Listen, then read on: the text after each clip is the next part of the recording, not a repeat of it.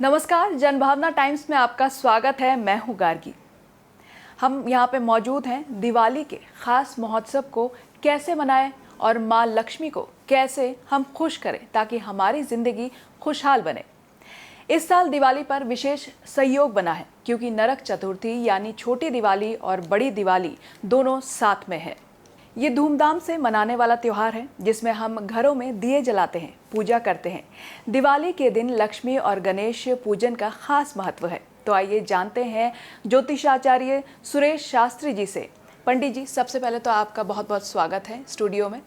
इनसे जानेंगे कि लक्ष्मी पूजन के समय कौन कौन सी पूजन सामग्री होनी चाहिए जिससे पूजा अच्छी से संपन्न हो सके। पंडित जी, हम कौन कौन सी सामग्री रखें ताकि पूजा हमारी जो अच्छी से हो सके और माँ लक्ष्मी की कृपा हम पे बनी रहे। जी गार्गी जी, सबसे पहले जो आपने सवाल किया है बहुत ही अच्छा सवाल है और प्राय हम अपने दर्शकों को बताना चाहते हैं कि जो पूजा होता है इनमें सबसे बड़ा जो महत्व होता है वो होता है सामग्री का। क्योंकि हम किसकी पूजा कर रहे हैं, जिस तरीके से हम मतलब अलग अलग देवी देवताओं का पूजा करते हैं उसी तरीके से मतलब जो है उनकी सामग्री भी अलग अलग हो जाती है। तो इसी तरीके से जैसे देखा जाए कि जो ये दीपावली है, ये दीपावली का परम पर्व ऐसा एक पर्व है कि यहाँ पर एक वर्ष पूजन करने के बाद जो है हम, जैसे हमारे शास्त्रों में ये मान्यता है और हम लोग इस चीज़ को मानते भी हैं और एहसास भी करते हैं कि पूजन करने के बाद हमारा वर्ष बहुत बढ़िया जाता है। तो जैसे इसमें अगर देखा जाए तो सबसे पहला नंबर दीपक का महत्व तो सबसे पहला नंबर है कि सबसे पहले नंबर आप एक दीपक को बढ़िया सा मतलब जो है सजाया हुआ दीपक आजकल दीपावली पे मिलता है, ऐसा एक बड़ा दीपक खरीदें और उसमें तेल भरें। खास तौर पे लोग पूछते हैं कि कौन सा तेल होना चाहिए, सरसों का तेल, तिल का तेल या किसका तेल होना चाहिए। सबसे पहला नंबर, जब माँ लक्ष्मी को या किसी देवता को प्रसन्न करना होता है तो एक शनि को छोड़ करके बाकी जो हम दीपक जलाते हैं वो मीठा तेल का दीपक होना चाहिए, यानी मूंगफली के तेल का दीपक हो या तिल के तेल का दीपक हो, या फिर सबसे उत्तम जो माना गया वो गाय का घी माना गया है जो अपने घर का हो, उसका दीपक जो है जलाना चाहिए। और दीपक ऐसे जलाएं कि जो पूरी रात जलती रहे। उसके बाद में हमें क्या करना है, जो माता जी को मतलब एक तरीके से तिलक लगाना है वो कुमकुम का होना चाहिए। फिर फल और फल भी वहाँ रखना चाहिए। इन सब सारे सामग्रियों को एकत्रित करके इसके बाद जो है एक खास मतलब जो है विशिष्ट पूजन माँ भवानी का करना चाहिए कि ताकि माँ प्रसन्न हो जाए। जैसे माँ लक्ष्मी जब प्रसन्न होती हैं तो क्या होता है कि हमारे घर से दरिद्रता दूर चली जाती है और हमारे घर में लक्ष्मी का वास होता है, यानी लक्ष्मी का आना और जाना दोनों बहुत बढ़िया होता है। अगर किसी के घर पे माँ लक्ष्मी चिरंजीवी होकर के बैठ जाएंगी यानी हमेशा के लिए बैठ जाएंगी तो भी दिक्कत होगा। इसलिए चंचला लक्ष्मी जो है होना मतलब अनिवार्य है कि आता रहे और जाता रहे, यानी हम उनको खर्च करते रहें। उस समय पर क्या होता है कि जिस समय पर हम माँ लक्ष्मी का पूजन कर रहे होते हैं उस समय पर खास तौर पे वस्त्र का भी ध्यान रखना चाहिए। खास तौर पे जो माँ लक्ष्मी का पूजन होता है इसमें श्वेत वस्त्र का बहुत बड़ा महत्व है। लेकिन जैसे कि मान लिया बहुत सारी मतलब जो है स्त्री जो होती है, महिलाएं जो होती हैं वो एक तरीके से सुहागन है तो सफ़ेद वस्त्र नहीं धारण करती हैं, तो ऐसे में उनको क्या चाहिए कि पीला वस्त्र जरूर धारण करना चाहिए।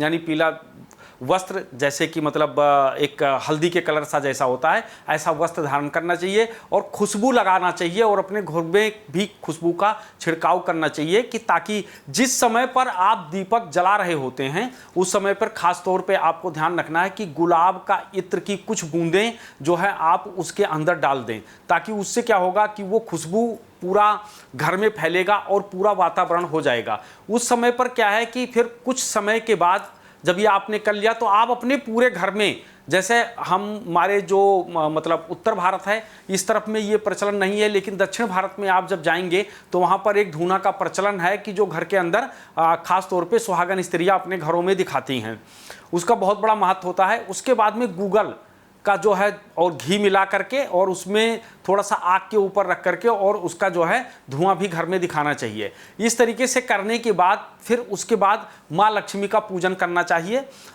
जैसे कि बहुत सारे लोग सवाल करते हैं कि संस्कृत में ही क्या पाठ करना चाहिए, तो हाँ ज़रूर करना चाहिए। क्यों करना चाहिए?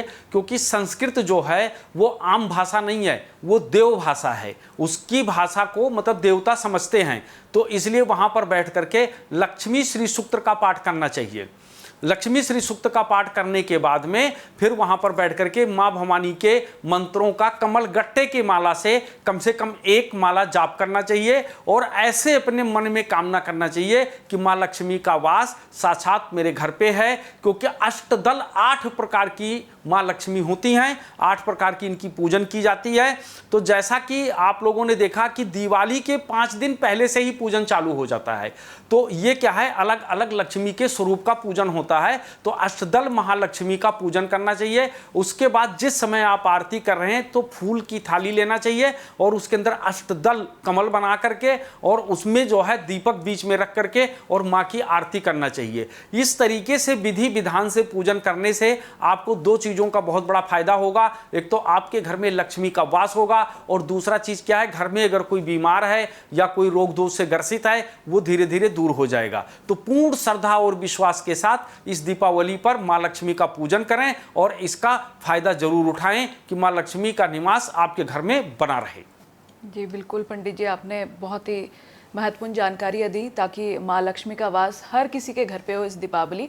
ऐसे ही और खबरों के लिए आप देखते रहिए जनभावना टाइम्स। नमस्कार।